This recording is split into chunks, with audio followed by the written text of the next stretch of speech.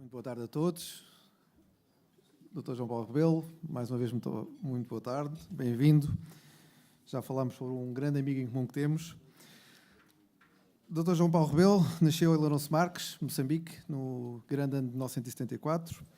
É gestor de empresas, licenciado em Gestão pelo Instituto Superior de Administração e Gestão e bacharel pelo Instituto de Estudos Superiores Financeiros. Foi eleito deputado à Assembleia da República pelo Círculo de Viseu na 13ª legislatura, sendo membro efetivo da Comissão de Economia, Inovação e Obras Públicas. Empresário, também exerceu funções de subdiretor-geral numa sociedade de reciclagem e diretor comercial e de recursos humanos num grupo de empresas de Viseu. Foi vogal e presidente da direção da Movi Jovem entre 2006 e 2011. Colaborou no programa de formação Líderes Inovadores da Microsoft e participou no programa Gerir, Formação e Consultoria em Gestão pelas empresas do IAPMEI. Foi vereador eleito à Câmara Municipal de Viseu em 2013, sem pluro atribuído, e foi membro da Assembleia Municipal de Viseu entre 2011 e 2012. É com muita honra que o recebemos aqui. Muito obrigado.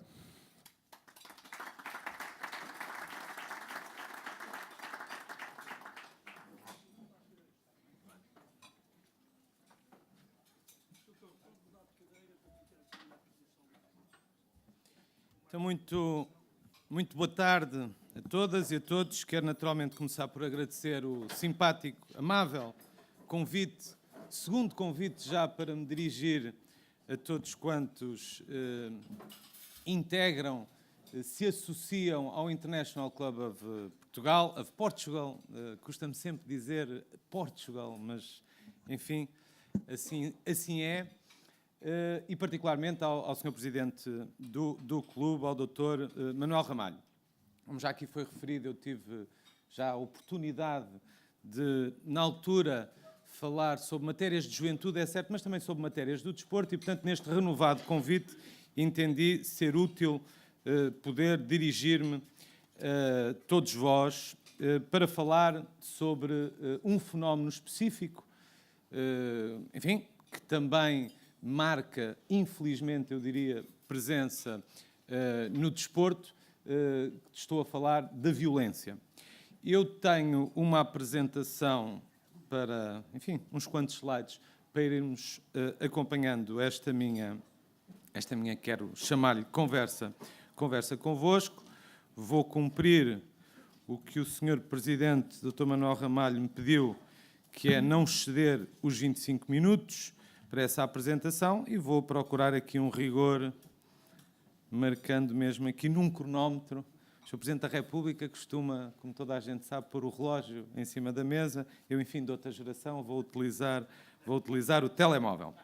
Bom, então, se tudo isto estiver a funcionar, como eu espero que esteja, está sim, senhor, de facto, a violência está, como eu dizia há pouco, presente nos mais diversos enfim, nas mais diversas dimensões e contextos da nossa sociedade.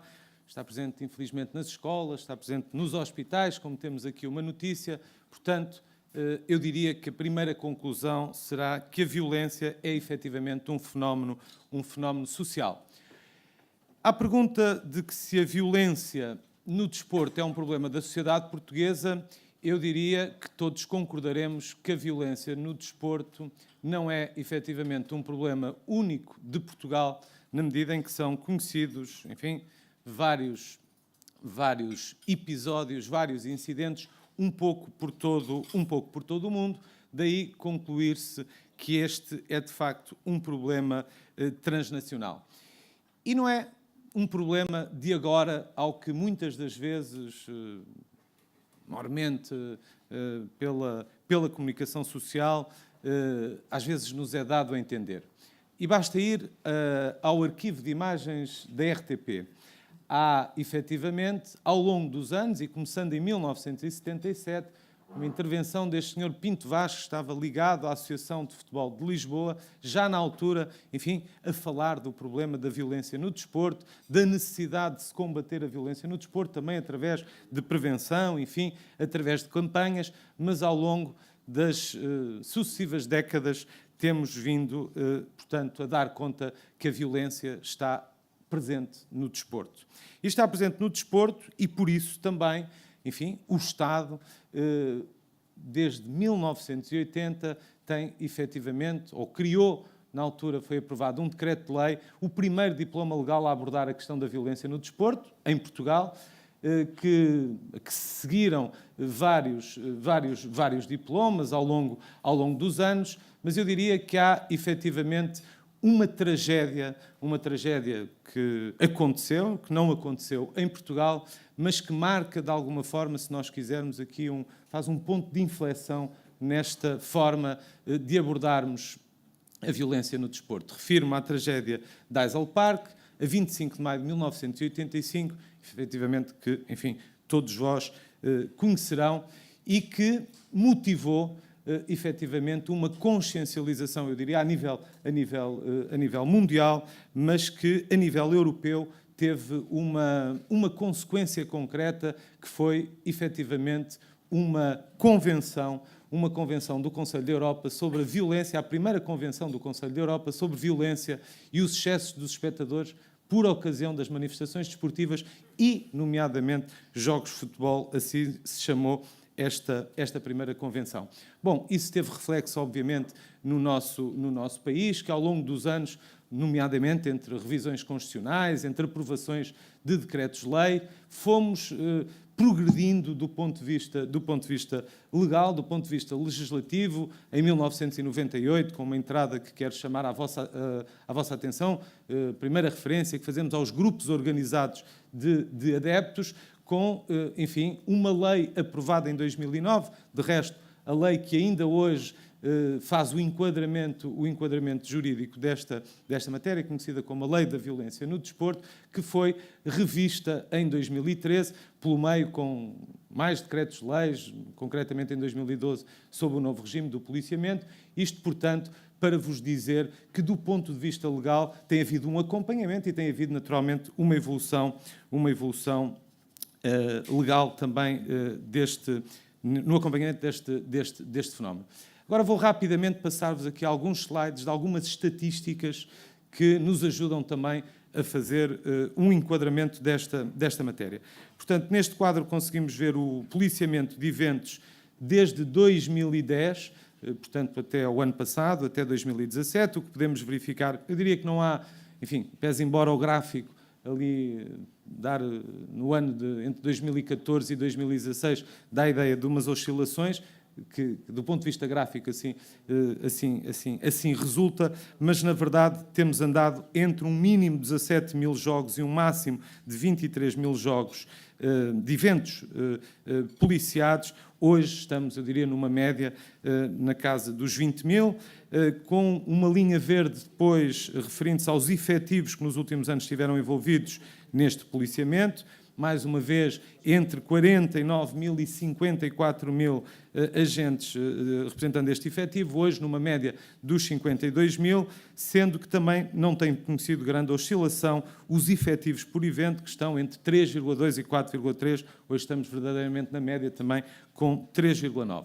Se atentarmos agora a este gráfico que nos fala do policiamento por modalidade, portanto, graficamente, resulta uma leitura muito fácil. De facto, há uma esmagadora maioria de eventos policiados no futebol. O futebol, de resto, com o futsal, representam 79,5%, mais 17,6%, ou seja, deixando menos de 3% dos eventos dos eventos policiados para todas as restantes modalidades, o handball, ao basquetebol, ao ciclismo, ao automobilismo. Portanto, esta é a realidade do policiamento.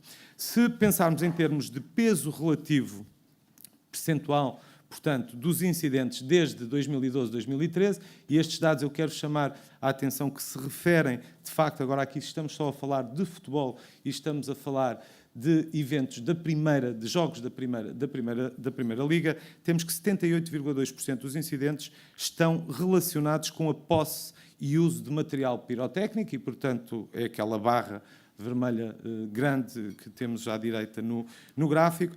Há 4,16% de incidentes entre adeptos e 1,8% de incidentes de violência sobre agentes desportivos. Em valor absoluto, vemos aqui, e também acho que é um dado relevante, que estas 5 primeiras barras correspondem a 5 clubes da Primeira Liga e, portanto, estes 5 clubes acumulam, se vocês quiserem, 94% dos incidentes e só o primeiro clube, peço desculpa, queria carregar neste botão, portanto, o primeiro clube, a primeira barra, representa efetivamente 45% dos incidentes registados e, enfim, os incidentes são vários, desde, obviamente, a posse e uso dos artefactos pirotécnicos, que fiz referência, mas as agressões, as invasões de campo, agressões e injúrias, seja a agentes desportivos, seja a forças de segurança, arremesso de objetos, enfim, a imagem, julgo que fala bem por si. Depois, no que diz respeito ao número dos grupos organizados de adeptos registados no Instituto Português de Desporto e da Juventude, esta é a evolução desde 2007, dos primeiros registros, até 2018, se repararem, enfim, nesta legislatura que corre agora, nós temos praticamente o dobro de 14 grupos organizados de adeptos que tínhamos registados em 2015, temos hoje 27. O próximo quadro mostra-nos um tema também muitas vezes referenciado quando se discute a violência no desporto, as interdições a pessoas, portanto, em que há interdições judiciais decididas judicialmente e outras do ponto de vista administrativo. Enfim, eu chamava aqui a atenção para o total. Desde 2010, 2011 até aos dias de hoje, nós tivemos um total de 204 pessoas interditas, digamos, de recintos desportivos, sendo que as judiciais têm um peso efetivamente maior, de 172 contra 32 administrativas. Eu gostava agora de vos fazer, enfim, passar, que acho que é a parte interessante desta minha conversa, como lhe chamei, convosco, que é, no fundo, o que fez o Governo, o que tem vindo a fazer o Governo nesta matéria, e para isto chamava-vos a atenção para esta imagem, que faz, no fundo, um enquadramento da abordagem que, no nosso entendimento, deve ser feita à violência. Enfim, esta é, de resto, uma imagem que é utilizada para a violência de uma forma mais geral, mas que nós, no caso da violência no desporto, entendemos útil também. Portanto, há desde logo um ato, e um ato pressupõe um agressor, uma vítima e um espaço, seja ele um espaço físico, seja ele uma agressão no espaço virtual hoje, na internet, seja num jornal, seja numa televisão. Há, efetivamente, atos de violência, como nós sabemos, não tem que ser só única e exclusivamente de violência física. Isto acho que nos enquadra bem a abordagem que nós devemos ter a este fenómeno, que é, efetivamente, ou que deve ser, multidimensional, na medida em que há os mais diversos agentes aqui envolvidos.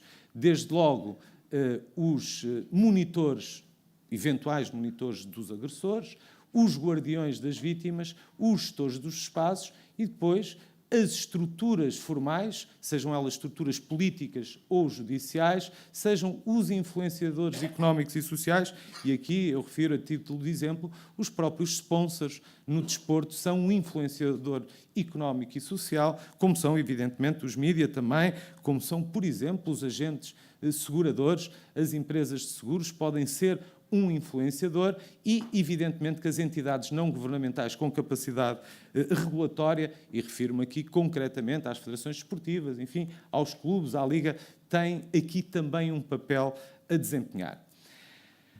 Desde a mais recente revisão à Lei 39 de 2009, que aconteceu em 2013, a própria revisão da lei previa que ela fosse avaliada e que pudesse ser, enfim, alterada, se assim se entendesse. Foi a isto que tivemos dedicados nos últimos meses, no meu gabinete, mas envolvendo muitas estruturas, desde o Comitê Olímpico ao Comitê Paralímpico, as federações desportivas, particularmente a Federação Portuguesa de Futebol, a Liga Portugal, e identificámos os principais problemas que efetivamente temos no fenómeno da violência no desporto. E desde logo há problemas de eficácia e celeridade processual. E aqui entendemos que a administração a administração pública deve acompanhar o que é hoje a celeridade, digamos, a rapidez da chamada justiça desportiva. Como nós sabemos, desde a profissionalização do Conselho de Disciplina da Federação Portuguesa de Futebol, em concreto, como também o aparecimento do Tribunal Arbitral do Desporto, vieram contribuir para uma celeridade processual, para uma celeridade e uma maior eficácia também nas decisões aplicadas e nas sanções aplicadas à violência no desporto e, efetivamente, a administração pública, no nosso entendimento, deve acompanhar esta mesma celeridade. Por outro lado, identificámos também uma dificuldade ou várias dificuldades na aplicação da lei e o exemplo mais, digamos, mais paradigmático que pode ser dado é, efetivamente, o dos grupos organizados de adeptos, mas há outras dificuldades de aplicação da lei e, sobretudo, também sanções pouco expressivas. Depois, há uma falta de conhecimento sobre o fenómeno e, particularmente, uma falta de articulação entre os diversos agentes desportivos que prejudica, do nosso ponto de vista, também a própria aplicação da lei. E aqui, uma vez mais, almoços, tertúlias, enfim, debates como este que aqui hoje estamos a fazer, ajudam, evidentemente, a disseminar um conhecimento sobre esta matéria que é seguramente útil a todos. Por último, um fator multiplicativo, aliás, de resto, ainda há pouco ali na mesa falávamos sobre isto, o que é hoje um fator multiplicativo, seja na comunicação social, seja nas redes sociais, este muito mais difícil, enfim, de monitorizar, se vocês quiserem, de regular, de controlar, mas que é também hoje muito relevante, digamos, quando falamos de violência no desporto. Portanto, desde logo, partindo para as questões concretas, dar eficácia, o que é que pressupõe do nosso ponto de vista? Pressupõe, desde logo, uma especialização no tratamento destas matérias, pressupõe, e isso era uma obrigatoriedade que tivemos, se quiserem, numa espécie de caderno de encargos, era diminuir a pendência, havia efetivamente uma pendência processual muito significativa no Instituto Português de Desporto e da Juventude, no que diz respeito às contraordenações, e, portanto, garantir eficácia e celeridade na análise resultou, como todos hoje sabem, na criação da Autoridade para a Prevenção da Violência, para a prevenção e combate à violência no desporto, o que é uma realidade desde o início deste mês de novembro, num decreto regulamentar aprovado num Conselho de Ministros no passado mês de agosto e que, eu diria aqui muito rapidamente, esta autoridade vai conjugar, efetivamente, a aplicação da Lei 39 de 2009, juntamente com o decreto regulamentar que justamente cria a autoridade, no sentido de assegurar a instrução dos processos contraordenacionais e a aplicação das coimas e sanções acessórias, vai exercer, obviamente, todas as atribuições legais de registro em articulação, e aqui sublinho muito importante, em articulação com as forças de segurança, promover atividades relacionadas com a criação de um contexto desportivo assente em elevados princípios e valores éticos e, inclusivamente, também emitir recomendações sobre legislação, enfim, sobre estudos, sobre tudo o que nós queiramos que possa estar diretamente relacionado a este fenómeno. Por outro lado, a própria lei, do nosso ponto de vista, tinha de ser alterada. E por isso mesmo pensámos em alterá-la, pensando aqui, depois de feita a avaliação da lei, neste aspecto que eu já tinha referido, das sanções serem pouco expressivas e, particularmente, em, enfim, resolver, permitam-me aqui a expressão, um problema identificado, socialmente percepcionado por todos, que tem que ver com os grupos organizados de adeptos, e daqui então resulta a proposta de alteração à lei, que foi aprovada também em Conselho de Ministros, portanto, aqui apenas recordar que esta lei é uma lei da competência da Assembleia da República, e, portanto, ao Governo coube fazer uma proposta de alteração à lei. Esta lei está agora, ou esta proposta está agora em discussão na Assembleia da República, cabendo, portanto, aos senhores e às senhoras deputadas pronunciarem-se, aprovarem esta proposta tal como está, ou, eventualmente, fazerem alterações à proposta apresentada. E, então, o que é que introduz e o que é que diz a proposta de alteração à lei? Eu diria que incide sobre estes 4 pilares essenciais. mecanismos de celeridade processual e transparência, resolver problemas da aplicabilidade da própria lei, trabalhar melhor as questões também da prevenção e, por último, os grupos organizados de adeptos, como já referi. No que diz respeito à celeridade processual e transparência, o que é que nos pareceu absolutamente fundamental fazer? Desde logo, estabelecer prazos para os processos, estabelecer prazos, seja no levantamento dos autos, e, portanto, hoje, ou melhor, aprovada que esteja a proposta, e não sofrendo alterações, bem entendido, haverá a obrigatoriedade de cumprir 5 dias no máximo para que os autos de notícia sejam levantados, e haverá um prazo máximo de 180 dias para a instrução dos processos. Evidentemente que a atribuição à autoridade da competência para iniciar processos é também, do nosso ponto de vista, muito relevante, ou seja, até hoje, tudo o que acontecesse num recinto desportivo, num evento desportivo, tinha que, digamos, o processo era iniciado com auto-notícia, doravante será possível a própria autoridade iniciar processos, não tendo necessariamente que aguardar, seja auto-notícia da PSP, da GNR, da Polícia Marítima, que aqui também tem alguma intervenção. A introdução do processo sumaríssimo também nos parece, digamos, uma boa ideia. No fundo, procurarmos, lá está, termos processos mais céleres e mais eficazes, processos que, enfim, preencham determinados requisitos com a concordância, neste caso, de quem praticou o ato, ser resolvido num prazo de 10 dias, salvo erro, se não me falha a memória, ou seja, não se iniciar sequer um processo instrutório e, com a aceitação das partes, ficar resolvido o processo efetivamente em 10 dias. E depois, muito importante também, do nosso ponto de vista, e aqui no que diz respeito à transparência propriamente dita, a publicitação das decisões condenatórias na página da internet da autoridade. Deixem-me, se calhar, desfazer um mito que eventualmente pode estar presente em muitos dos vossos espíritos. A verdade é que hoje há muitas sanções que são aplicadas e são aplicadas aos mais diversos agentes, e falo concretamente de clubes, que não são do conhecimento público, e não são do conhecimento público porque os próprios clubes também não têm, muitas das vezes, interesse. Aliás, no que diz respeito ao Tribunal Arbitral do Desporto, essa é uma questão também muitas vezes referenciada. Os processos, a decisão sobre os processos só é conhecida se efetivamente as partes estiverem de acordo nisso. O que nós vamos fazer, digamos, dar força à lei, a que haja esta transparência e, portanto, todas as decisões sejam conhecidas e sejam conhecidas publicamente de todos.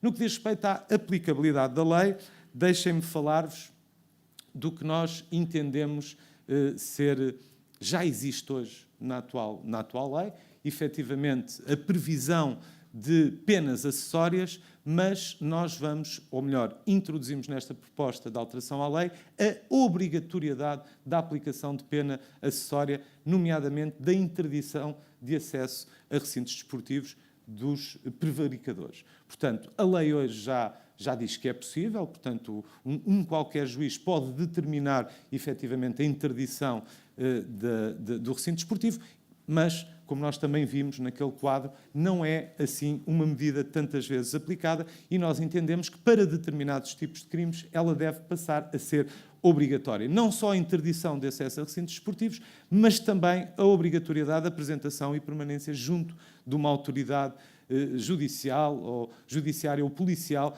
para quem efetivamente pratique certos tipos de crimes, e nomeadamente contra agentes desportivos, contra responsáveis de segurança ou membros de órgãos de comunicação social. Para lá de estar interdito de entrar no recinto desportivo, àquela hora, à hora do jogo, tem que apresentar-se numa esquadra da PSP, numa esquadra da GNR e, portanto, permanecer durante o tempo desse evento. Esta mesma aplicação torna-se obrigatória na reincidência na prática de outros crimes, portanto, crimes que não configurem efetivamente digamos, uma gravidade que se aplique esta sanção, mas em crimes mais pequenos, mas que sejam reincidentes, obrigatoriamente passarem a ser aplicadas estas sanções acessórias. No que diz respeito à prevenção, muito importante também, do nosso ponto de vista, trabalhar a montante e trabalhar na prevenção. E, portanto, a lei prevê o reforço de ações socioeducativas, que a atual lei hoje também já fala nisto, simplesmente não prevê, digamos, sanções, penalizações para quem não o fizer, e isto introduz-se com esta proposta de alteração à lei que estamos a fazer, bem como a possibilidade de impedir a cedência de títulos de ingresso a adeptos quando tenham ocorrido incidentes graves em espetáculos desportivos anteriores. Ou seja, os clubes, como vocês sabem, que estão obrigados a ceder uma percentagem do número de lugares nos recintos, em casos em que tenha havido efetivamente problemas, não estar previsto que eles possam não ser cedidos.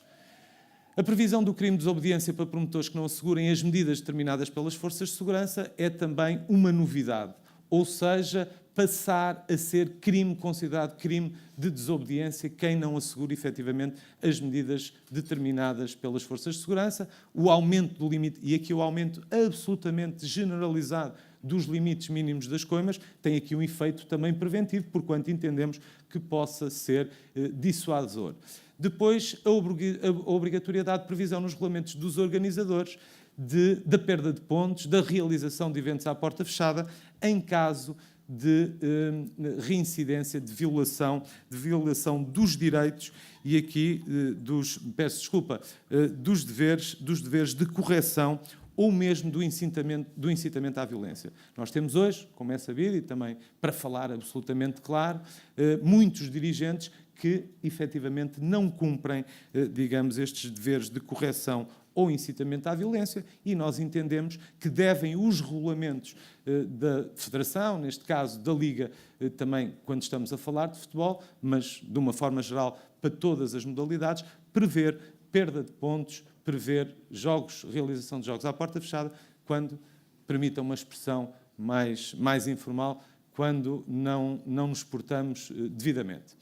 Relativamente aos grupos organizados de adeptos, quais é que são, digamos, as novidades introduzidas? Eu aqui queria não perder, acho que ganhar algum tempo, também para esclarecer o seguinte. Há muita conversa à volta dos grupos organizados de adeptos e muita desinformação, permitam-me, à volta deste tema também. Ponto primeiro, não é possível ao Estado obrigar rigorosamente ninguém a constituir-se em que tipo de associação seja. Eu diria até que o direito, digamos, a liberdade associativa será um dos direitos, uma das liberdades mais supremas que nós temos enquanto cidadãos. E, portanto, ninguém pode chegar junto aqui à mesa onde eu simpaticamente almocei, e com os meus companheiros de mesa, alguém chegar aqui e dizer: os senhores, a partir de hoje, têm que se constituir como o grupo de adeptos do International Club of Portugal. Isto não existe.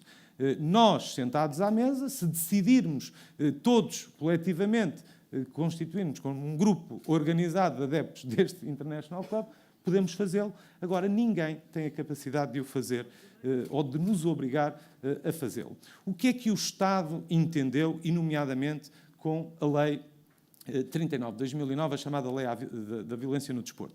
Bom, nós não podemos obrigar a constituição destes grupos, mas então vamos fazer uma coisa. Vamos penalizar os clubes, ou melhor, vamos impedir que os clubes prestem apoio a estes grupos se eles não estiverem legalmente constituídos e registados.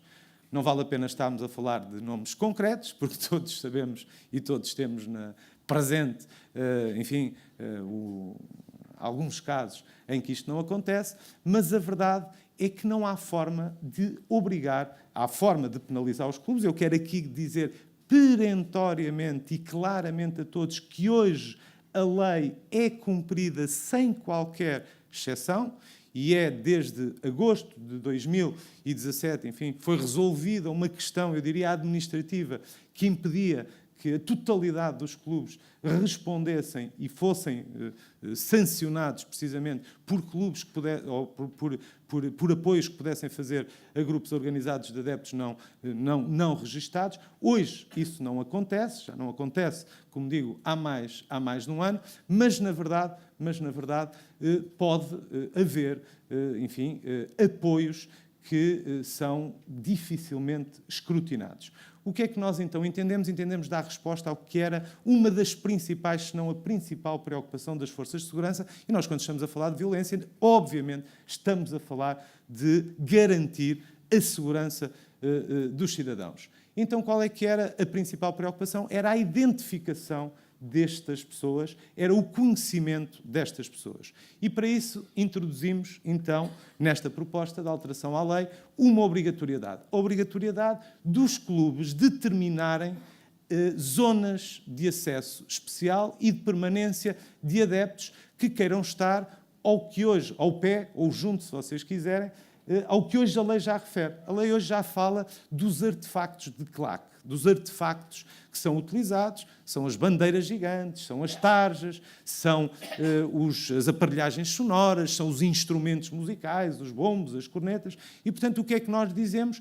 Quem, no futuro, quiser estar com este tipo de artefactos, ou quem quiser estar junto a pessoas que estão com este tipo de artefactos, tem necessariamente de estar num setor. E os clubes têm que dizer se é um setor com 1.000, com 2.000, com 3.000, com 5.000, com 10.000, com o número que for, sendo que todos quantos entrem neste setor têm que estar absolutamente identificados, têm que ter o tal cartão identificativo, tem-se falado muito o chamado Fan ID, se vocês quiserem, e muito, mas mesmo muito importante, absolutamente todos os ingressos que são, digamos, garantidos para estas zonas, para estes setores, são vendidos única e exclusivamente por via eletrónica e têm que corresponder ao utente daquele Fan ID.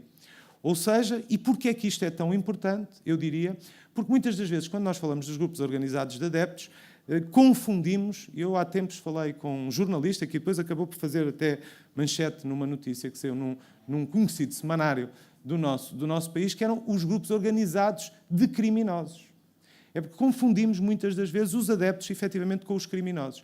E nós sabemos que há fatores, os chamados fatores criminógenos, fatores que atraem este tipo de comportamentos. E um deles é claramente, para nós, a venda ilegal de bilhetes. É a venda com, enfim, ganhos muito, mas mesmo muito significativos, que nós pretendemos, por esta via, digamos, terminar com isso. Há uma venda do bilhete eletrónico, portanto, o bilhete passa a ser eletrónico, não há bilhetes físicos, não há venda de bilhetes, há uma venda eletrónica e que corresponde ao João Paulo Rebelo, que tem um Fan ID que está devidamente identificado para ir para aquele setor. E esta é uma matéria que eu considero, de facto, de grande relevância. Para que não fique nenhuma dúvida, eu não sou obrigado a pertencer a um grupo organizado de adeptos para ir para aquele setor. Vamos supor que há um clube que tem um grupo organizado de adeptos registado junto da Autoridade para a Prevenção e Combate à Violência no desporto. Eu quero ir para junto daquele grupo, não tenho que estar registado no grupo. Tenho é que estar registado junto do clube, tenho que ter o Fan ID e, portanto, qualquer força de segurança conhece a minha identificação. Não estou obrigado, como digo, porque isso não é possível, obrigado a constituir-me como, digamos, como associação ou juntar-me a uma qualquer associação já existente. Agora, o que nós também estamos, e vamos também agravar na proposta de lei, são as penalizações por atribuição a qualquer tipo de apoio a grupos não registados. Portanto, grupos não registados que tenham facilidades dos clubes, sejam elas logísticas, sejam elas financeiras, sejam as que forem, vão passar a ter as suas penalizações muito, muito agravadas. Bom, há aqui também uma vantagem nesta criação destes setores segregados, que é, no futuro, podermos interditar apenas essas zonas. Eu costumo dizer que o justo não tem que pagar pelo pecador, e se eu vou a um estádio, ordeiramente, civilizadamente, eventualmente até com amigos, com a família, com filhos, com menores, estou tranquilamente a assistir a um espetáculo desportivo, não devo ser penalizado, como permitam-me, a bomba atómica da interdição de todo um estádio, porque eu, efetivamente, não devo ser responsabilizado por isso. Mas houve ali um setor, então muito bem, aquele setor fica interditado no próximo jogo, nos próximos 5 jogos, no que for. Mas impedindo, vamos lá ver, não acaba a sanção da interdição do estádio, obviamente, que continua prevista. Mas entendemos que esta é também uma boa medida. Bom, já a chegar muito ao final desta minha apresentação e a cumprir mais ou menos o tempo que me foi dado, eu queria falar-vos de outros fatores importantes, nomeadamente o conhecer o fenómeno. O que é que nós entendemos é absolutamente fundamental ouvir agentes relevantes, é absolutamente fundamental congregar esforços, partilhar e ter práticas concertadas, e desse ponto de vista criámos um grupo de trabalho no Conselho Nacional de Desporto, grupo de trabalho que, para além de ter, enfim, todas estas atribuições que aqui vêm, do estudo, às práticas concertadas, à partilha de informação, envolve todas estas entidades, desde o meu próprio gabinete, ao Instituto. Obviamente aqui ainda não está, porque na altura não estava criada, mas podem evidentemente associar-se e serem convidadas novas entidades. A autoridade, evidentemente, vai fazer parte deste grupo de trabalho, mas desde a PSP, à GNR, à Procuradoria-Geral da República, ao Conselho Superior de Magistratura, ao Comitê Olímpico, enfim, representantes dos movimentos desportivos, dos árbitros. O próprio Tribunal Arbitral do Desporto está aqui presente para quê? Para muitas das vezes a informação circular melhor e podermos atuar melhor sobre o fenómeno. Por fim, há aqui a necessidade de criar um melhor clima social. Eu tenho procurado, muitas vezes sendo até acusado disso, está sempre mais ou menos a dizer a mesma coisa, não acrescenta muita coisa. É o discurso apaziguador que eu entendo que enquanto membro do Governo, devo ter, não devo contribuir, digamos, para uma incitação maior do fenómeno, antes pelo contrário, devo também incentivar a autorregulação e, obviamente, tudo isto significa trabalharmos melhor a prevenção. Eu quero-vos dizer que criar um melhor clima social é absolutamente fundamental. Porquê? Porque o objetivo tem que ser, e julgo que será o objetivo garantidamente de todos aqui quantos me ouvem, erradicar a violência no desporto, procurarmos a erradicação. É evidente que não vamos ser, como se costuma dizer, líricos a entender que vamos conseguir eliminar absolutamente. Aliás, eu ainda este fim de semana me recordava, isto tem mesmo muitos anos, todos nós gostamos de ver aqueles filmes portugueses antigos, o Leão da Estrela e aquele famosíssimo Futebol Clube de Porto Sporting, que já motiva o António Silva, enfim, de uma forma simpática, obviamente, que nos permite rir um bocadinho, mas no fundo o que estávamos ali a assistir era a violência num recinto desportivo, era pessoas iniciarem processo efetivamente de violência. Bom, erradicar a violência no desporto é de facto o objetivo.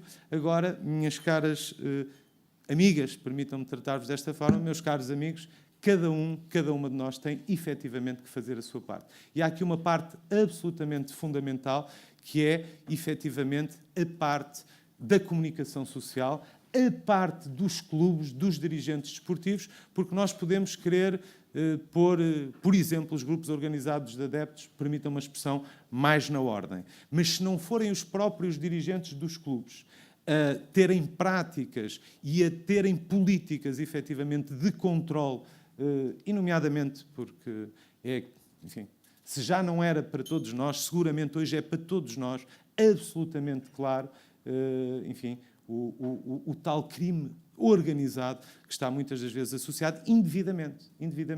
Porque quando às vezes me perguntam, mas porquê é que o Estado, mas porquê é que o Governo não faz, não acaba com as claques de uma vez por todas, mas para que é que são precisas as claques?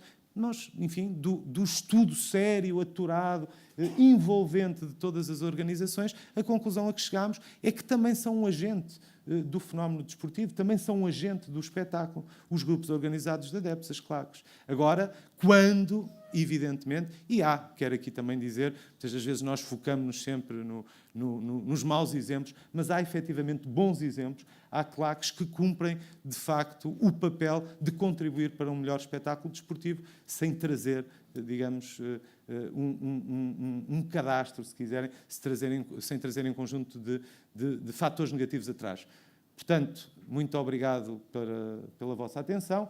Acho que as regras impõem que agora me disponibilizo. Obviamente que estou disponível para trocarmos aqui algumas impressões, se entenderem, mas gostava mesmo que ficasse presente em todos os espíritos esta necessidade de que este é um trabalho conjunto, que tem que ser feito por todos, cada um tem que fazer a sua parte. Eu entendo, enfim, serei suspeito para o dizer, naturalmente, mas entendo que o Governo tem feito e está a fazer a sua parte. A criação da autoridade, a proposta de alteração à lei, a criação do grupo de trabalho, que de resto responde à mais recente convenção do Conselho da Europa, precisamente aborda as questões da segurança e da violência no desporto e, portanto, desafio-vos, se vocês quiserem, assim termino, desafio-vos a todos a juntarem-se a esta causa que é a erradicação da violência do fenómeno desportivo. Muito obrigado pela vossa atenção.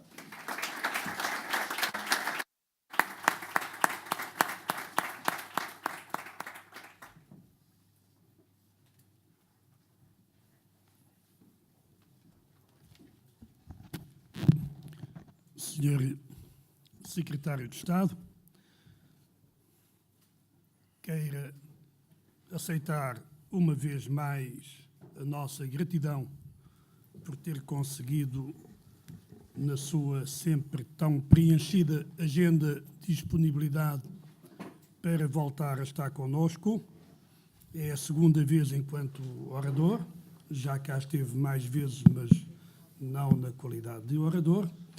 E como é tão jovem e tem sempre assuntos de tanta atualidade para trazer aqui aos nossos encontros, certamente não será a última, nem a penúltima, nem talvez a antepenúltima.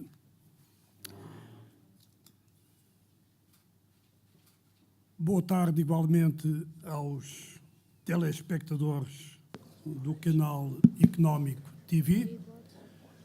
Os agradecimentos foram feitos inicialmente. Queria estender esses agradecimentos a todos os associados e não associados do clube que, através das redes sociais, e o Sr. Secretário de Estado fez uma referência à importância que as redes sociais têm neste momento, através das redes sociais, dizia eu, também têm contribuído, das vossas páginas, no Facebook e noutras redes sociais, têm contribuído para a difusão das nossas atividades, dos nossos eventos. Um obrigado igualmente para os diplomatas aqui presentes hoje, em representação da Rússia e em representação do Japão. Abríamos o debate com uma só pergunta por cada interveniente. Agradecemos sempre que faça o favor de se identificar antes de colocar a sua pergunta e também pedimos para que seja o mais sucinto possível para que possamos proporcionar ao maior número possível de intervenientes a oportunidade de intervir. Temos que terminar, como sempre fazemos, somos muito preocupados com o tempo de todos nós, temos que terminar às 14h59. E a primeira mão que vi no ar é do Dr. António Magalhães, diretor do Jornal Record, que está aqui na mesa Portugal. Onde é que está a Ana? Ana, o Sr. Dr. António Magalhães. Olá, boa tarde a todos. Eu tinha várias perguntas para fazer, se pudermos esticar, Doutor, e até fugir um bocadinho à ordem do com duas trabalho. alíneas, com duas alíneas. Então, uma com duas alíneas e uma segunda. Bom, primeiro, a questão de aplicabilidade da lei tem muito a ver com quem executa e como se executa, porque, como frisou, a lei já era boa. A questão é, como se verifica para interditar pessoas para irem aos estádios, isso já era possível na lei. A questão é o que é que vai haver de novo em que possamos acreditar que essas determinações vão ser executadas. Por outro lado, há aqui se não sente que há aqui alguma injustiça, até por aquilo que apresentou, futebol e futsal é onde se verificam mais incidentes, e, portanto, mas a lei aplica-se a todas as modalidades. Portanto, não haverá aqui também alguma injustiça em relação a outras modalidades que não têm os mesmos problemas e, portanto, vão estar sujeitas a este mesmo rigoroso. E depois uma que foge da Ordem de Trabalhos, Mundial 2030, já foi dito que é uma boa ideia. Será que já houve algum contacto com a Federação ou da Federação relativamente a esse projeto? Obrigado. Dr. António Magalhães, muito obrigado. O Sr. Secretário de Estado pretende responder uma a uma. Acho que era melhor. Sim, até porque esta teve muitas alíneas, é melhor responder já. Então. Não, não, doutor, peço pretende- desculpa. Eu acho que é mais ágil se, Muito bem. para cumprirmos estes 15 Muito minutos, bem. fazerem mais 2 ou 3 Então- perguntas e eu tentar depois ser Então, a sintético. segunda mão no ar. Dr. Vítor Coelho pôs a mão no ar? Não, foi só para endireitar a gravata. Dr. André Brás dos Santos. Muito boa tarde a todos. Ouvir esta exposição do Dr. João Paulo Rebelo parece-nos, para já, muito interessante perceber como é que advém a violência no desporto. E a minha questão prende-se com o seguinte. Eu noto que, após os incidentes que são micro, que tentou-se transformar num macrosistema de violência, que vimos e bem com os dados que são residuais, ou seja, no global tudo o que é o desporto, a violência no desporto é muito reduta, especialmente nas agressões, e aquilo que vimos, pronto, em Alcochete é um caso isolado, tem uma grande dimensão mediática. No entanto, eu noto que desde aí tem-se tido um conjunto de políticas mais reativas. E, a meu ver, o que me parece ser essencial é ver o que é que temos do ponto de vista preventivo.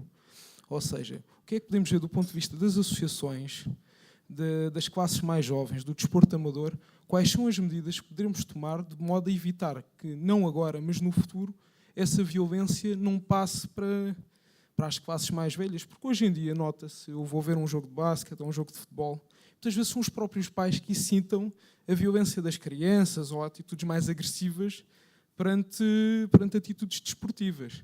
Portanto, temos que ver também do ponto de vista pedagógico, do ponto de vista a montante, o que é que pode ser feito, e não da parte reativa, mas sim da parte preventiva para situações futuras. Muito obrigado. Dr. André Filipe Brás dos Santos.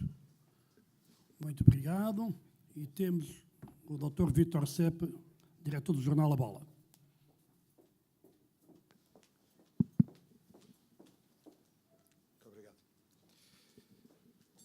Muito obrigado pela oportunidade também e pelo convite. A minha pergunta era muito direta e é sucinta. O que nós temos assistido em alguns países da Europa, e não só, é que todo este tipo de combate à violência nos recintos desportivos, uma vez conseguido com sucesso essa ideia, tem transformado o tipo de violência em violências do desporto fora do recinto desportivo. Eu queria perguntar se o Governo tem essa ideia também em mente e que pode vir a ter que se preocupar com situações fora dos estádios e, eventualmente, até, como recentemente foi caso disso, em Assembleias Gerais de Clubes. Dr. Vítor Serpa, muito obrigado. Sr. Secretário de Estado, penso que já temos aqui matéria para, Sim. talvez até às 15. Muito obrigado. Obrigado, naturalmente, pelas questões que me foram colocadas. E, então, tentar ser muito sucinto também na resposta. Pergunta o Sr. Diretor do Record, António Magalhães, se não é injusto para outras modalidades. Não me parece que isso aconteça. Vamos lá ver. Eu, essencialmente, expus aqui um conjunto de sanções, um conjunto de penas que vão ser aplicadas, no essencial, e obrigatoriedade, efetivamente, objetiva, não há, digamos, não há um peso sobre as modalidades, eu diria. Agora, sobre os prevaricadores, sim. Bem, mas aí o prevaricador, se for assistir a um jogo de handball, só porque está aqui o Sr. Presidente da Federação de Handball, ou uma outra qualquer modalidade, ou no futebol, enfim, aí a sanção aplica-se e não me parece que haja essa questão. Diz o António Magalhães, e muito bem, bom, mas esta interdição e estas sanções acessórias já estavam previstas na lei. De que forma é que vamos garantir, doravante, com a aprovação da proposta? Pelo simples contexto que eu já enunciei antes. Obrigatoriedade. É que até agora as sanções acessórias eram aplicadas, se fosse do entendimento de quem as aplica. No futuro passam, para alguns tipos de crimes, a serem obrigatórias. E para os outros tipos de crime que não configuram gravidade suficiente para ser obrigatório imediatamente, se houver reincidência, passam a ser também obrigatórias. Eu quero aqui dizer-vos, e daí também tão importante esta consciencialização de que falamos e a articulação dos vários agentes. Quando aquele grupo de trabalho que eu referi do Conselho Nacional de Desporto, é muito, muito interessante sentarmos a uma mesa, Conselho Superior de Magistratura, com as polícias, com a Procuradoria-Geral da República, com a própria experiência do Instituto Português de Desporto e da Juventude. Porquê? E aqui, muito brevemente, aqui há uns anos atrás, eu tenho lido sobre esta matéria, sobre estas matérias, tenho falado muito sobre estas matérias, aqui, e felizmente, há uns largos anos atrás, há 30, 40 anos atrás, a violência doméstica, por exemplo, não é entendida como é hoje. Não era sequer aplicada, digamos, nos tribunais. Havia uma certa complacência, digamos, havia uma certa aceitação do fenómeno. Enfim, não era tão considerado, não era considerado o que é hoje, o que é uma absoluta violência, absolutamente, digamos, intolerável. O que significa que quando temos o Conselho Superior de Magistratura a falar com a Procuradoria-Geral, a falar com as polícias, estamos todos a passar esta ideia. Não, o senhor doutor juiz não tem que ter qualquer tipo, permita uma expressão, de pena em estar a aplicar, além de uma multa pesada, porque as coimas já são efetivamente pesadas, e muitas vezes está no espírito de quem aplica a lei, este tipo já vai pagar para não sei quantos milhares de euros, que já é uma brutalidade até comparado com outro tipo de crimes. E agora ainda vou tirá-lo do maior prazer que ele tem na vida. Também não... Desculpem lá estar a falar desta maneira, mas para me explicar de facto e para que todos percebamos bem o que estamos a fazer, ou do que estamos a falar. E, portanto, não se aplicavam estas sanções acessórias. E agora é preciso criar esta consciencialização, e nomeadamente para alguns tipos de crimes, como digo, a obrigatoriedade. Não, paga a coima e vai mesmo ficar interdito, e, em alguns casos, vai mesmo ter que se apresentar, digamos, em esquadra de polícia ou da GNR. Bom, relativamente à prevenção, relativamente ao Mundial de 2030, o chefe do governo não foi o secretário de Estado do Desporto, foi o primeiro-ministro. O chefe do governo já falou sobre isso, já disse o que digamos há a dizer sobre isso. É de facto uma boa ideia e é uma ideia que tem que naturalmente ser trabalhada para poder ser concretizada. O que eu acrescento a isso é só que é mais do que sabido, até mesmo em matéria de segurança, de recintos desportivos, o Euro 2004 ainda está na memória de muita gente como efetivamente uma grande organização que o país fez, que o país tem capacidade de fazer e, portanto, não é nada que eu diria, a organização de um Mundial partilhado, como é conhecida a proposta, não é nada que nos deva efetivamente assustar. Relativamente à questão que o André levantou, e muito bem, da prevenção. Enfim, também falei um pouco sobre isso. Acrescentava aqui que o Plano Nacional para a Ética no Desporto, que o Instituto Português de Desporto e da Juventude tem, é também, muitas vezes, injustamente tratado. Porquê? Não é tantas vezes notícia, mas é que há muitas e muitas boas práticas. Há cada vez mais boas práticas também ao nível municipal. Eu costumo dizer muitas vezes, os municípios são um parceiro absolutamente indispensável à ação governativa e também no desporto são um parceiro indispensável. E olha, eu no outro dia estive numa gala de um município, mas tenho esta história, podia replicá-la por muitos outros, em que há efetivamente essa preocupação junto dos clubes de base local de terem práticas, e nós sabemos disso, e todos nós temos consciência, e efetivamente muitas vezes a violência começa nas camadas mais jovens e não começa no recinto, ou melhor, não começa no campo de jogo, começa efetivamente nas bancadas. A própria autoridade, quer dizer, a criação da autoridade, eu espero que também tenha ficado claro para todos, que a autoridade não vai só replicar o que hoje são as competências do IPDJ, porque a autoridade vai replicar, mas vai replicar com muitos outros meios, não é? Porque, objetivamente, o Instituto Português de Desporto e da Juventude, está aqui o Presidente do Instituto, que não me deixa mentir, teria 4 ou 5 juristas no Departamento Jurídico a tratar de todas estas matérias, fora as outras, de índole jurídico, que o IPDJ tem que tratar e tem que fazer os contratos de programa e tem que fazer a avaliação das federações. Estão aqui vários presidentes de federações desportivas que sabem que na renovação dos seus pedidos de utilidade pública desportiva, portanto, tudo isto tem matéria jurídica que é preciso ser analisada e, só para vocês terem uma ideia, a autoridade vai ter 13 juristas, salvo erro, se não me falha a memória, são 12 juristas, mais um diretor de departamento, a tratar, portanto, estamos a falar praticamente do triplo dos recursos, a tratar exclusivamente e em especialidade estas matérias. Mas a autoridade vai ter também esse papel na prevenção, nas ações preventivas, nas campanhas, inclusivamente. Aliás, muito em breve a autoridade vai estrear-se, diria assim, precisamente com o lançamento de uma grande campanha a nível nacional sobre esta matéria. O Vítor Serpa deixa uma pergunta, uma questão naturalmente muito pertinente, que tem que ver com a violência que acontece fora dos recintos desportivos.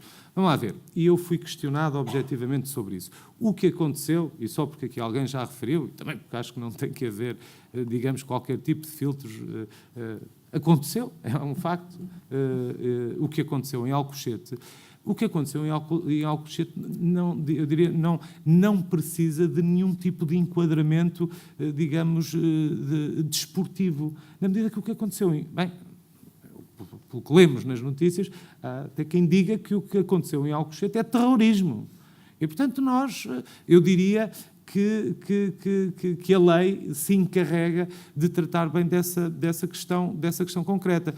Mas já agora acrescento, para quem eventualmente tenha desconhecimento disto, um juiz pode aplicar as sanções acessórias, por exemplo, a interdição de estádio, a apresentação junto de força da segurança, pode ser aplicada a qualquer, portanto, não tem que ser crimes praticados num contexto de um recinto desportivo. E, portanto, estas sanções acessórias, muitas vezes os juízes aplicam, digamos, justamente sanções acessórias, porque entendem que são importantes para, digamos, até para a percepção e para o processo de aprendizagem do prevaricador.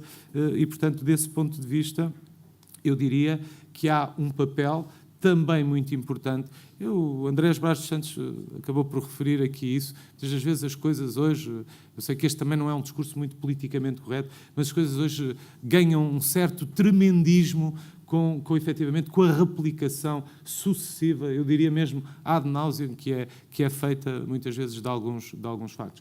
Eu volta meia volta digo isto, e não quero mesmo ser mal interpretado, mas já que falávamos mais de futebol, há mais de 180 mil jogos de futebol por ano no nosso país. E, efetivamente, os casos onde há incidentes são absolutamente residuais. Corro o risco que alguém diga, o senhor está a desvalorizar. Não estou a desvalorizar. Por favor, não entendam que eu estou minimamente a desvalorizar. Que fosse um caso já era grave. Mas também é importante não perder a perspectiva, quer dizer, porque senão, efetivamente, depois também estamos, no fundo, a ter uma resposta aos fenómenos que pode não ser adequada, porque efetivamente estamos a sobredimensioná-los ou estamos a fazer, como se costuma dizer, utilizando aquela expressão estamos a fazer de uma árvore a floresta. Sr. Secretário de Estado, trouxe-nos, como já aqui dissemos, um tema do mais vasto interesse, infelizmente de grande atualidade. Não tivemos, e podemos assumir isto, da parte dos nossos associados, a adesão que gostaríamos de ter tido. O mês de dezembro é muito complicado para a realização de eventos destes. A segunda-feira é o pior dia da semana, mas era a data que tínhamos disponível na nossa agenda quando falámos com o seu gabinete. Todavia, eu espero que os órgãos de comunicação social presentes levem o teor do seu discurso, esta sua mensagem, com o impacto, com a ênfase que merece, o mais longe possível, porque esse drama da violência no desporto, de tornarmos os recintos desportivos e até os circundantes quase impossíveis para uma família, para as crianças, para os cidadãos que querem ir ver os jogos de futebol, nomeadamente, mais pelo seu lado espetacular e competitivo também, mas não competitivo de barbárie, é muito importante. Eu, quando mencionei a transmissão direta pelo canal Económico TV, não fiz referência à Bola TV, porque não sei se está ou não está com transmissão em direto. Mas em direto ou diferido, é bom que os senhores jornalistas também se coloquem, como nós desejamos, do lado certo da questão e ajudem a regressar ao desporto a paz que nós todos precisamos. Vou entregar-lhe o cartão de sócio honorário, isto porque ainda não inventámos, mas vamos inventar uma lembrança para quem já é sócio honorário, que é o caso do Soutor. Vai ficar com 2 cartões. Isto, na prática, significará que poderá vir 2 vezes, sempre queira, aqui ao clube. Mas vamos pensar para estas situações, até porque no futuro serão certamente muitas, num outro presente, com um valor inferior a 150 euros, o que não é o caso este vale mais. E já agora deixe-me dizer-lhe que nós aqui, de facto, não obrigamos ninguém a ser associado do clube, mas ficamos sempre muito felizes, muito contentes, quando o nosso número de associados aumenta, o que está a acontecer, e é um ritmo estimulante que desejamos que aumente para que possamos realizar as nossas atividades com mais vigor ainda. Sr. João Paulo Rebelo, vou acompanhá-lo à porta e fazer-me a entrega do cartão. E fazer-lhe a entrega do cartão, e está convidado, já falamos lá em cima, para voltar a estar connosco no dia 17, se puder. Muito obrigado, muito obrigado.